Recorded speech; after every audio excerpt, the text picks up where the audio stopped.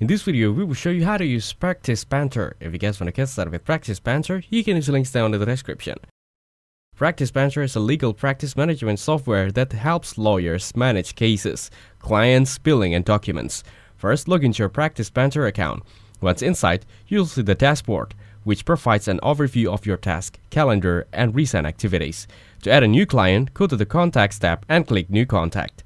Enter the client's details and save the information. To create a case, navigate to the Matter section and click New Matter. Add case details, assign it to a client, and set important deadlines.